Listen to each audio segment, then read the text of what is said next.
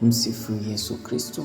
Karibu ndugu msikilizaji na mfuatiliaji wa Oratorio Kanosa Media katika tafakari ya neno la Mungu, ikiwa leo tunaadhimisha Dominika ya 17 ya mwaka A wa Kanisa, ambapo leo Kristo anatualika kutafakari juu ya thamani ya ufalme wa Mungu kupitia mifano ya hazina iliyofichwa shambani, lulu ya thamani kubwa na wavu wa kuvulia samaki. Yesu Kristo anatufundisha kwamba kuna kitu chenye thamani kuliko kuishi katika urafiki na Mungu. Katika dunia inayotufundisha kutafuta mali, madaraka na mafanikio, Yesu anatualika kutafuta kwanza ufalme wa Mungu. Anayetambua thamani ya ufalme wa Mungu huwa tayari kuacha kila kitu ili ampatie Kristo na kuishi kulingana na mapenzi yake. Katika masomo yetu ya leo, somo la kwanza kutoka katika kitabu cha kwanza cha Wafalme, sura ya 3 aya 5 ile aya 7 hadi 12. Mfalme Suleimani anamwomba Mungu hekima badala ya utajiri au maisha marefu. Mungu anafurahishwa na ombi lake na kumpa moyo wa hekima usio na kifani. Hekima ya kweli ni zawadi ya Mungu na ndiyo msingi wa kufanya maamuzi sahihi. Katika somo la pili, Mtume Paulo anawaandikia Warumi sura ya 8 aya 28 hadi 30. Anatufundisha kwamba Mungu hufanya mambo yote yashirikiane kwa wema kwa wale wanaompenda. Mungu ana mpango wa wokovu wa kila anayemwamini na kumfuata kwa uaminifu. Katika Injili Mathayo sura ya 13 aya 44 hadi 52, Yesu anatoa mifano mitatu kuhusu ufalme wa Mungu. Hazina iliyofichwa shambani. Mtu anauza kila kitu ili ainunue shamba lenye hazina, lulu ya thamani kubwa. Mfanyabiashara anauza vyote ili ainunue lulu hiyo. Wavu wa kuvulia samaki. Mwisho wa nyakati, wema na waovu watatenganishwa. Ufalme wa Mungu ni hazina kuu inayostahili kujitoa kikamilifu, na tunapaswa kujiandaa kwa hukumu ya mwisho kwa kuishi maisha matakatifu. Katika tafakari ya leo, tutaangalia kwa nini ufalme wa Mungu ni hazina kuu kuliko mali zote za dunia, jinsi ya kupata hekima ya kufanya maamuzi yanayompendeza Mungu, na namna ya kuishi maisha yanayoonyesha kwamba Kristo ndiye kipaumbele chetu. Tafakari hii imeletwa na kuandaliwa kwenu Father Enoch Mutegek, Jimbo Kuu Katoliki la Mwanza. Karibu tusikilize pamoja na kutafakari pamoja katika safari hii ya imani.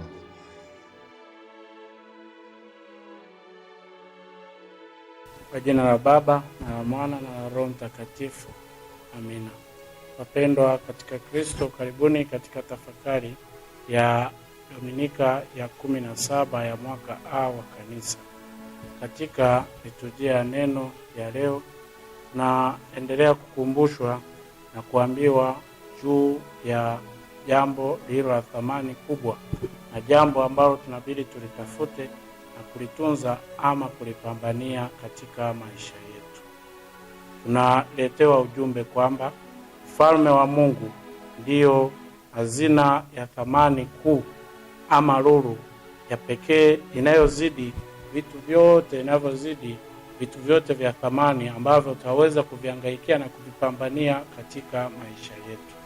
Na hivyo, baada ya kuoneshwa kwamba na kujulishwa kwamba ufalme wa mbinguni ndio lulu na hazina iliyo kuu, tunahimizwa kuipambania, tunahimizwa kuithamini na kuihangaikia kama kipaumbele kilicho kikuu cha maisha yetu. Ndio maana msingi wa ujumbe huo katika Katekisimu ya Kanisa Katoliki namba 546 tunakumbushwa kwamba ufalme wa Mungu unadai mabadiliko makubwa ndani. Mabadiliko makubwa ya ndani. Ili kuupata ni lazima mtu akubali kupoteza kila kitu. Mfano wa hazina iliyofichika shambani na lulu ya thamani kubwa inayoonyesha kuwa kuingia katika ufalme kunahitaji uamuzi thabiti na wa haraka, ambapo mtu anauza vyote alivyo navyo kwa furaha ili kupata kile kilicho bora zaidi. Wapendwa, tunaendelea kualikwa kuona thamani ya ufalme wa mbinguni ili kwa gharama yoyote tupate kufikia. Kwa hiyo ni mwaliko kwetu sisi kuwa tayari kwa kujipanga kuutafuta na kuupata ufalme huu wa mbinguni ambao ndio wa thamani. Katika antifona ya kuingia ama antifona ya mwanzo tunaambiwa kwamba Mungu yu katika kao lake takatifu. Tunapoadhimisha Dominika hii sasa katika liturujia ya neno, niwalikeni tuweze kujiuliza maswali yafuatayo yatakayotuongoza ama yatakayokuongoza wewe na mimi katika kutafakari masomo haya. Waweza kujiuliza, je, hazina kuu ya maisha yangu au maisha yako wewe ni ipi? Ama ni kitu gani cha thamani unachokihangaikia katika maisha yako ya siku kwa siku?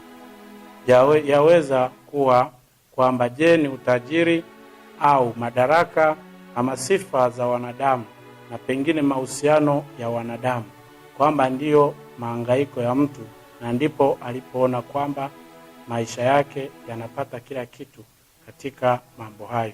Lakini tunaalikwa kuona thamani katika mahusiano yetu na Mungu ambao yanatuletea uzima wa milele. Jiulize pia kwamba je, tunapoomba kwa Mungu huwa tunaomba nini zaidi? Kwa maana lile lilo tamanio lako la thamani ndilo daima litajaa katika sala yako, kwamba Mungu unamuomba nini. Kila unapopata fursa ya kuomba, unaomba nini ili Mungu akujalie. Tunaalikwa kuomba ufalme wa mbinguni, ufalme wa Mungu upate kutufikia sisi. Lakini tujiulize kwamba ni kwa jinsi gani sasa tunawasaidia watu wengine ama katika familia, watoto, ili katika kutuzunguka sisi waweze kugundua uzuri na utamu ama thamani ya ufalme wa mbinguni, ili na wao katika mahangaiko ya maisha yao, maisha ambayo tunawalea ili wapate kuyafikia, waweze kuhangaikia na waweze kutafuta daima ufalme wa mbinguni. Katika somo la kwanza kutoka kitabu cha kwanza cha Wafalme sura ya 3 aya ya 5 na aya ya 7 mpaka aya ya 12, tunakuta dhamiri ya mtu iliyolelewa, dhamiri ya mtu yenye tamanio la kuupata ufalme wa mbinguni, kuelewa na kuishi vitu vya kiulimwengu huu ili vimjenge na vimsaidie kufikia ufalme wa mbinguni. Dhamiri hii tunaipata si katika nafsi ya mwingine, bali tunampata Solomoni. Tumeambiwa kwamba Solomoni anapewa nafasi, Solomoni au Sulemani kwa namna yoyote ambayo tegemea na tafsiri, lakini anapewa fursa ya kuomba. Tunaambiwa huyu Sulemani wa huko Gibeoni akiwa kijana, Mungu anamtokea usiku katika ndoto na anampa fursa ama nafasi, akimwambia omba utakalo nikupe. Ndugu yangu, mimi na wewe leo ukiambiwa omba ni utakalo nikupe, utaomba nini? Tunaalikwa kumtazama huyu Sulemani kama mfano wa sala ya kuomba kile kitu kilicho chema zaidi. Solomoni badala ya kuomba maisha marefu, badala ya kuomba utajiri mwingi ama vifo vya maadui zake, kuna mtu mmoja aliambiwa omba kitu, lakini utakachokiomba mwenzio atapata mara 2. Alipotafakari katika vitu vyote, akitambua kwamba anatamani yeye amzidi mwenzake, awazidi wenzake, alichokiomba, aliomba atobolewe jicho moja ili mwenzie atobolewe macho mawili. Yawezekana sala zetu pia nasi zikajaa kuwaombea na kulaani maadui zetu, lakini Solomoni hakufanya hivyo. Kumbe unaona, mambo hayo yote niliyoyataja ndiyo yanayoweza yakajaa katika sala za watu.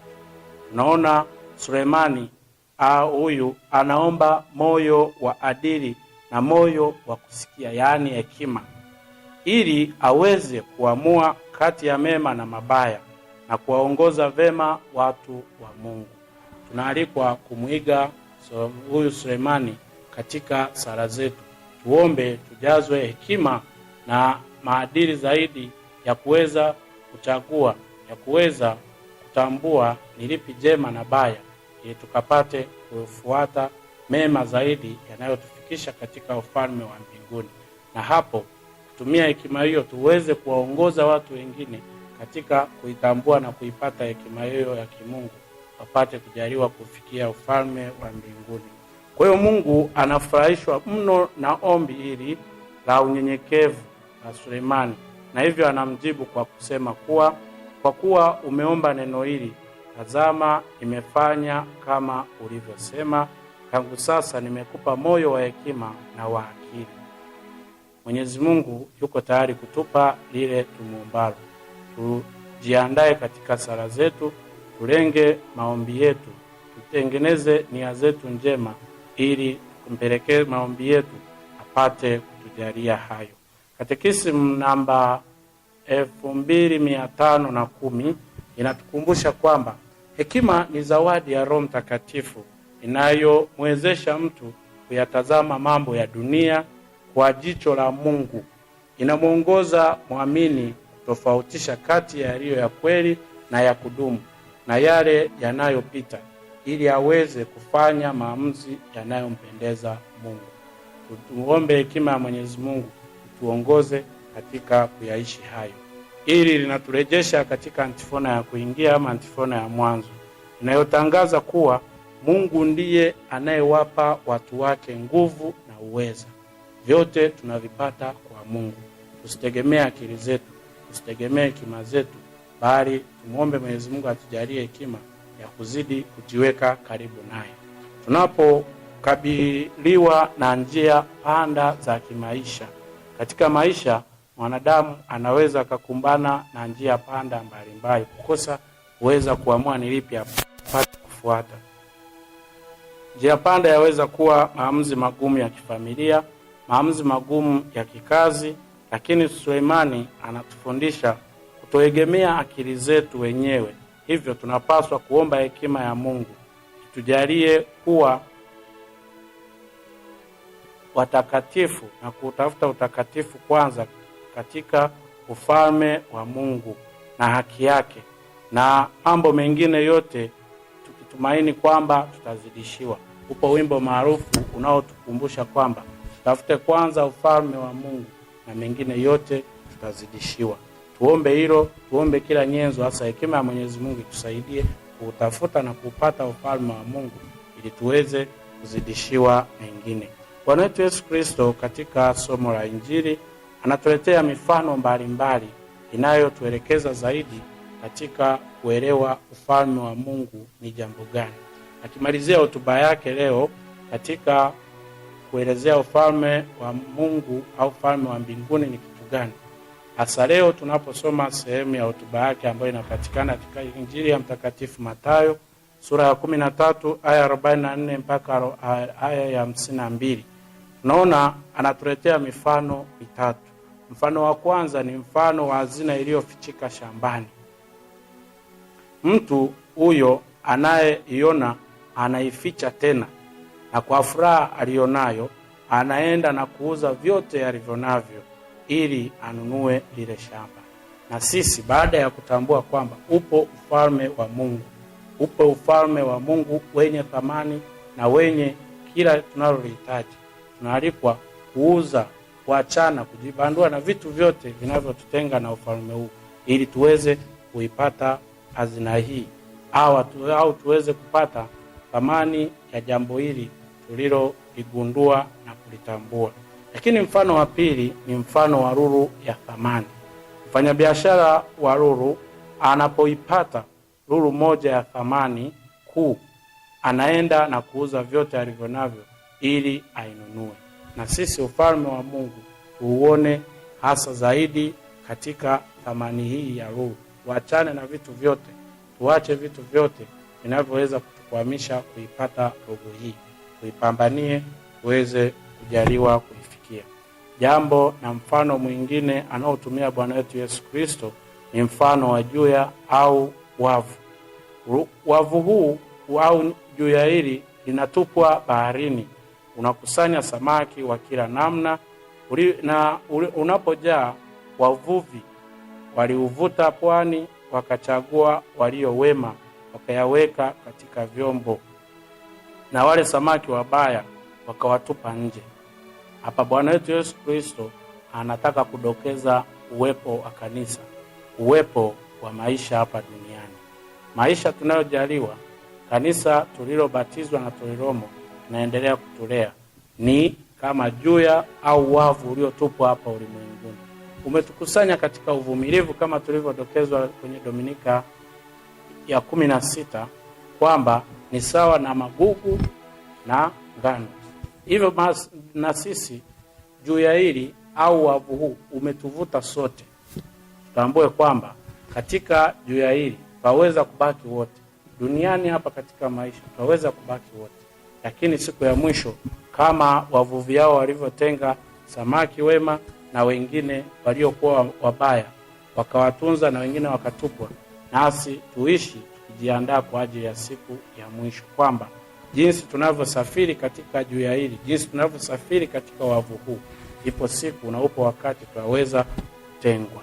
Hivyo huu ni mwongozo kwamba tuwe makini, kwamba hazina na lulu hazipatikani kirahisi, au zinapatikana kwa njia ya majitoleo dhahiri, majitoleo pengine yanayotuhitaji sisi kujitoa kikamilifu. Hivyo si rahisi kama tunavyoweza tukaelewa. Kwa hiyo zinahitaji utafutaji na kujitolea, jitolee kikamilifu. Ukristo si dini ya kulazimishwa, bali ni ugunduzi wa upendo unaoleta furaha kuu. Kristo si dini ya kulazimisha, bali tuione kwamba ni sehemu ya kuonesha upendo ulio mkuu zaidi, upendo uliogundua na unaotafuta furaha iliyo kuu inayopatikana katika hazina hii ya ufalme wa mbinguni. Hivyo upendo huu unatufanya tuache tabia mbaya, urafiki mbaya, au njia zisizo halali za kipato bila kulalamika. Mfano wa wavu unalenga kutukumbusha kuwa muda wa neema uliopo sasa katika maisha yetu upo wakati utafikia kikomo.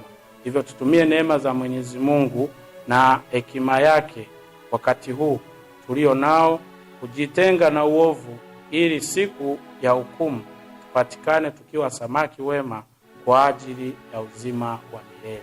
Katika somo la pili, Mtume Paulo anapoandikia Warumi katika sura ya 8 aya 28 mpaka aya 30, yeye Mtume Paulo anatufunulia mpango mkuu wa Mungu hasa kwa wale aliowachagua, kuifanya neema yake kuwa hazina yao. Hivyo Mtume Paulo anatamka maneno haya yenye nguvu na faraja ya ajabu kwetu sisi leo, kwamba nasi tuwajua ya kuwa katika mambo yote Mungu hufanya kazi pamoja na wale wampendao, katika kuwapatia mema. Tumpende Mungu, tumtafute Mungu na ufalme wake, ili atupatie yale yote tunayo yatamani kutoka kwake.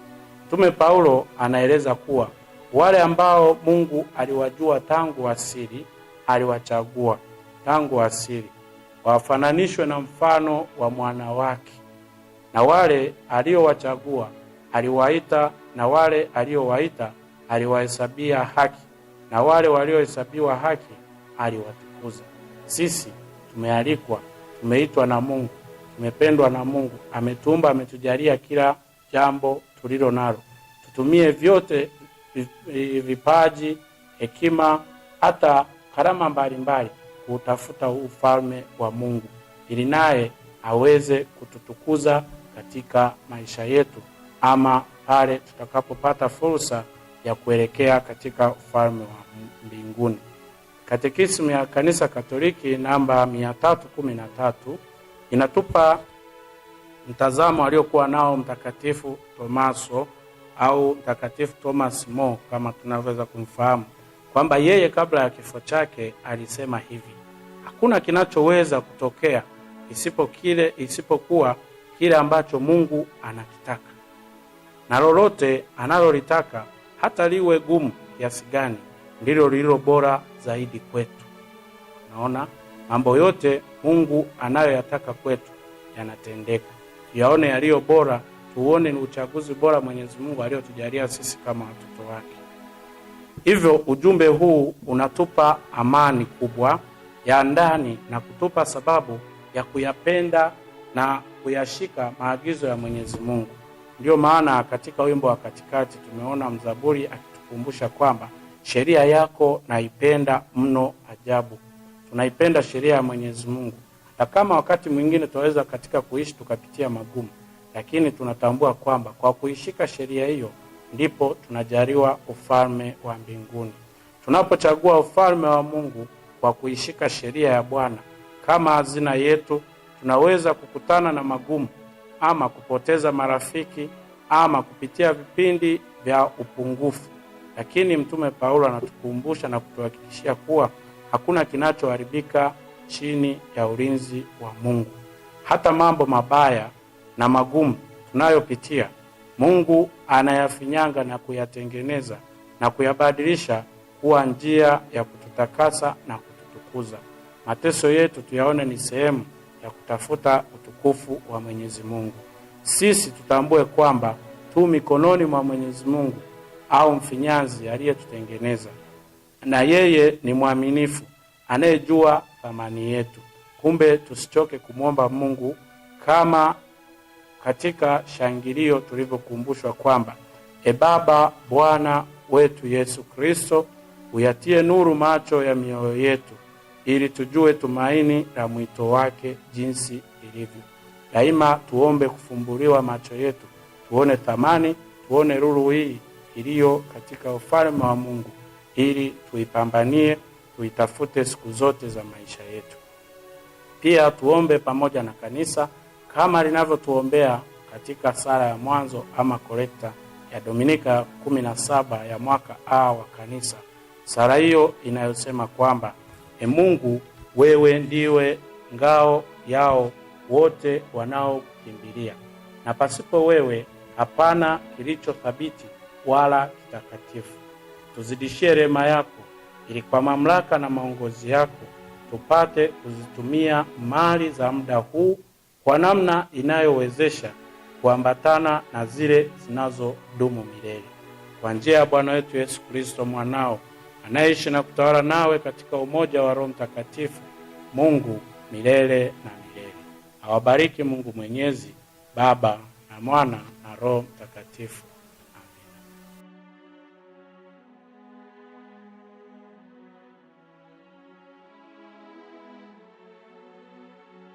Amina.